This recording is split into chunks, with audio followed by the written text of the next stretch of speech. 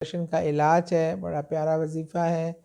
آپ ایک ٹائم بھی کر سکتے ہیں اس کو، چاہیں تو دوبارہ رپیٹ بھی کر سکتے ہیں، اور یہ کی طرف لے جاتا ہے۔ اور ڈپریشن آگے جا کے بہت خطرناک صورت اختیار کر سکتا ہے۔ کہ میری فیملی کی کوئی تھی شادی، تو انہوں نے ان سے پوچھا یہ ان کا نام یہ ہے، یہ وہی ہے؟ میں کہا ہاں۔ تو ماشاءاللہ میں نے یہ دیکھا۔ اعوذ باللہ من الشیطان الرجیم، بسم اللہ الرحمن الرحیم۔ السلام علیکم، میں ہوں سعدیہ سہیل، آپ کی دوست، آپ کی ہمدرد۔ امید ہے کہ آپ سب ٹھیک ٹھاک ہوں گے۔ اچھا جی، آج بڑا ایک مزے کا واقعہ ہوا۔ ہمارا ایک این جی او ہے جو سول سوسائٹی ہے، وہ چائلڈ لیبر پہ کام کر رہی تھی، تو انہوں نے مجھے بھی ایز اے گیسٹ اسپیکر اور گیسٹ آف آنر بلایا ہوا تھا۔ تو میں صبح سے کافی بزی تھی، اور اپنی والدہ کو میں نے ایک اور ہاسپٹل شفٹ کروانا تھا، تو کافی مصروفیت تھی، تھکی ہوئی تھی بہت۔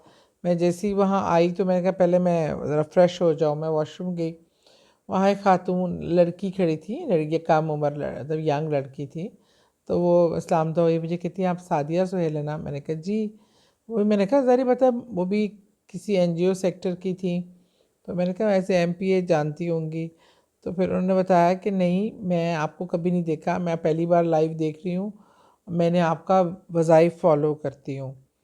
اور اتنا انہوں نے پیار دکھایا، کہتی ہیں مجھے ایسے لگا میں آپ کو خواب میں دیکھ رہی ہوں، سچی مچی نہیں دیکھ رہی۔ جب لوگ اس قسم کی، پھر ایک جگہ میں شادی پہ گئی اسی شام، تو شادی پہ گئی، وہاں شادی پہ 2 خواتین اٹھ کر آئیں کہ اچھا آپ وہ سعدیہ سہیل ہیں۔ کہ میری فیملی کی کوئی تھی شادی، تو انہوں نے ان سے پوچھا یہ ان کا نام یہ ہے، یہ وہی ہے؟ میں کہا ہاں۔ تو ماشاءاللہ میں نے یہ دیکھتی ہوں کہ جو لوگ سنتے ہیں میرے وظائف، اور پھر وہ کتنا اٹیچ ہو جاتے ہیں، کتنا ایک اپنا پن بن جاتا ہے۔ بہرحال جب بھی میں مینشن اس لیے کر دیتی ہوں وہ پروگرامز میں کہ جو وہ لوگ بھی سن رہے ہوں گے جن کا میں ذکر کر رہی ہوں، تو انہیں یہ پتہ ہو کہ مجھے بڑا اچھا لگتا ہے ان کا اس پیار کا اظہار کا طریقہ، اور ان کا میرے دل میں بھی ان کے لیے بہت پیار اور قدر ہے۔ اچھا جی، آج کل ایک بہت بیماری، جو بظاہر بیماری نہیں بھی ہے، جس کے کوئی سمٹمز درد کے نہیں ہوتے ہیں، لیکن بیماری وہ ہے، اور یہ بیماری اتنی زیادہ پھیل گئی ہے، اتنی زیادہ پھیل گئی ہے کہ خاص طور پہ نوجوان بچے بڑے اس کے زرد میں آ گئے ہیں۔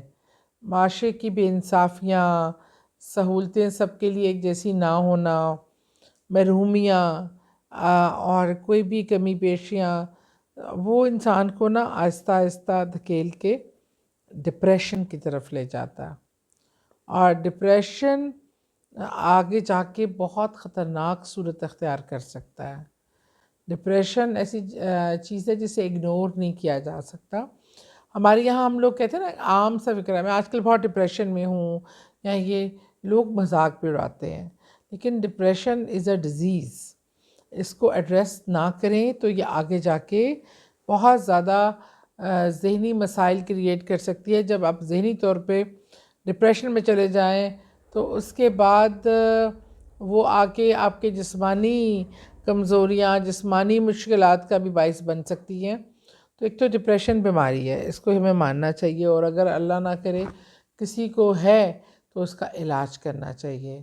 اس لیے آج میں نے جب دیکھا کہ ہر جگہ میں پڑھتی ہوں ڈپریشن ڈپریشن ڈپریشن، یہ ہو گیا، ڈپریشن ہو گیا، بچوں کے منہ سے یہ لفظ اتنا سننے کو ملتا ہے، بڑوں کے منہ سے اتنا آج کے دور میں سننے کا ملتا ہے، یار کیا ہے آج کل، ڈپریشن ہی ہے لائف میں اور کیا ہے، ہر طرف ڈپریشن ہے، یہ ورڈ اتنا سننے کو ملتا ہے۔ تو میں نے کہا کیوں نہ تحقیق کی جائے کہ اس بیماری سے نکلنے کے لیے، اس ذہنی تکلیف سے نکلنے کے لیے آپ کا جو ہے کیا علاج ہو سکتا ہے روحانی طور پہ۔